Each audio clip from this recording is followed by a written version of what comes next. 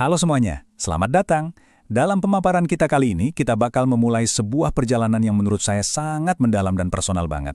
Kita akan membedah topik yang mungkin tanpa kita sadari lagi jadi pergumulan diam-diam di hati banyak dari kita, yaitu gimana sih caranya menghidupkan kembali kehidupan rohani yang rasanya udah mulai memudar. Jadi kalau akhir-akhir ini kamu ngerasa capek, lelah secara spiritual, kamu ada di tempat yang tepat banget. Yuk kita mulai? Sekarang coba deh jujur dan tanyain hal ini ke diri sendiri. Pernah nggak sih kamu ngerasa iman kamu perlahan meredup? Ambil napas sebentar, dan nggak apa-apa kok untuk ngakuin itu.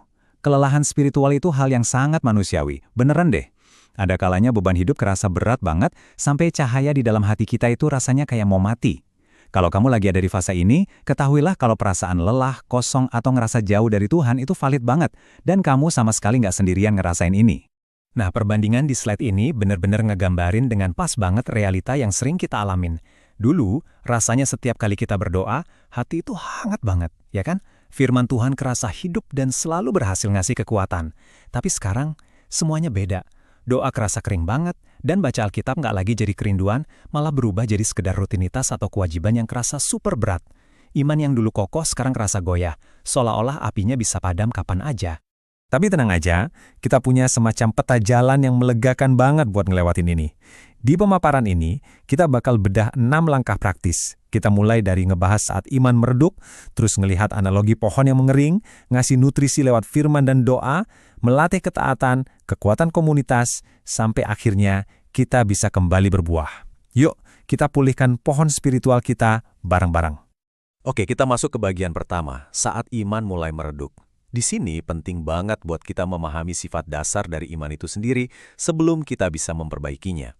Iman itu bukan benda mati yang bisa kita taruh di lemari, terus kita ngarep dia bakal tetap sama kondisinya bertahun-tahun kemudian.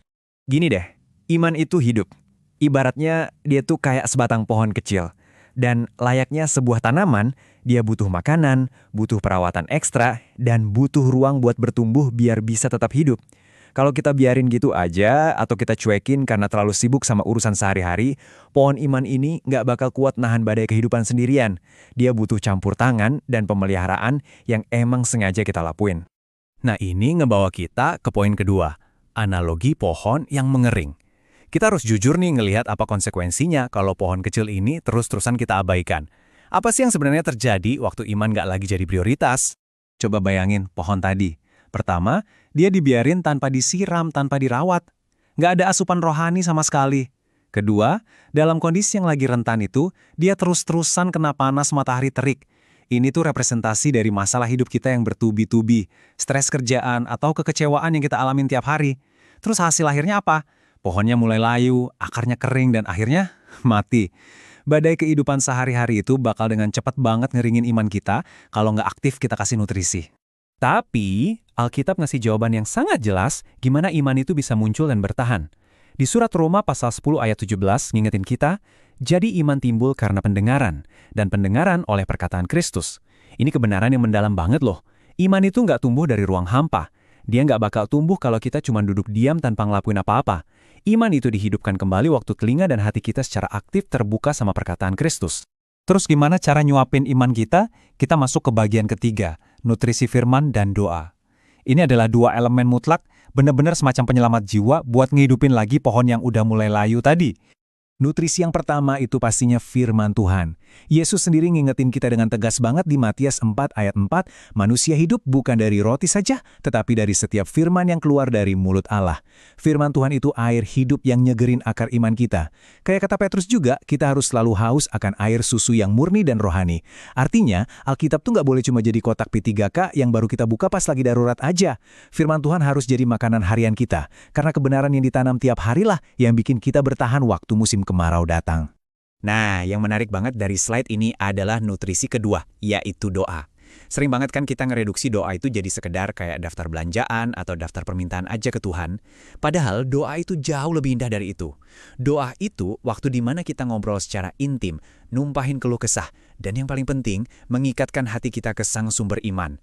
Ini tuh ibarat tali jangkar yang bikin jiwa kita stabil. Filipi 4 ngingatin kita dengan sangat lembut, janganlah hendaknya kamu khawatir tentang apapun juga, tetapi nyatakanlah dalam segala hal keinginanmu kepada Allah. Pas kita bawa semua kecemasan, ketakutan, bahkan rasa capek kita ke Tuhan dalam doa, Dia janji bakal ngasih damai sejahtera yang melampaui akal. Dan ingat perumpamaan Yesus di Lukas 18, kita diajak buat berdoa terus-menerus tanpa putus asa.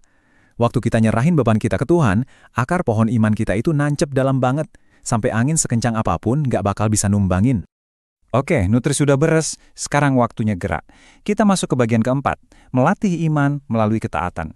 Iman itu bukan sekedar teori yang kita hafal di kepala, tapi dia itu ibarat otot spiritual yang harus terus-terusan dilatih secara aktif.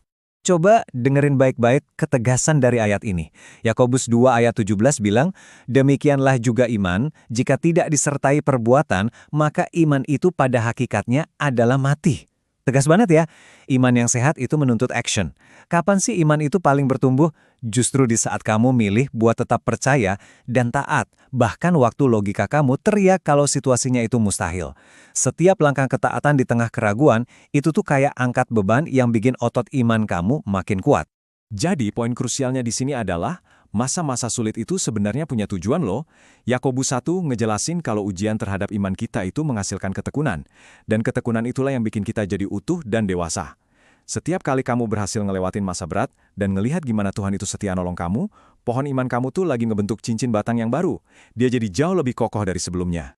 Tapi ingat, segede apapun pohon itu tumbuh, dia nggak dirancang buat hidup sendirian, alias terisolasi. Ini bawa kita ke bagian kelima, kekuatan komunitas seiman. Nggak ada pohon yang bisa bertahan dari kebakaran hutan atau badai besar sendirian tanpa ekosistem di sekitarnya. Coba kita lihat perbandingan di sini. Kalau kita milih jalan sendirian, kita tuh ibarat satu ranting doang. Gampang banget patah pas kita lagi lemah, dan apinya gampang banget mati. Tapi beda cerita kalau kita ada di komunitas yang sehat. Kita itu diikat jadi satu tumpukan kayu yang solid banget. Kita bisa saling menguatkan, dan beban yang tadinya berat banget bakal kerasa jauh lebih ringan kalau dipikul bareng-bareng. Makanya, penulis kitab Ibrani itu ngasih dorongan yang luar biasa. Marilah kita saling memperhatikan supaya kita saling mendorong dalam kasih.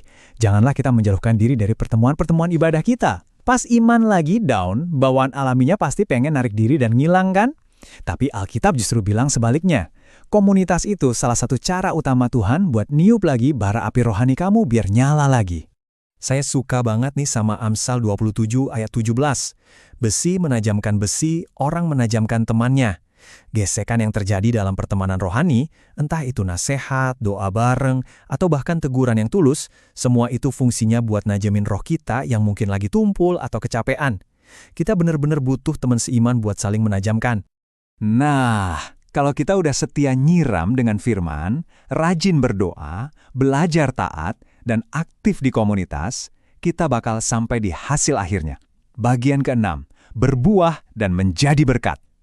Ini dia gambaran visual dari iman yang udah pulih total, akarnya kuat dan menjulang tinggi.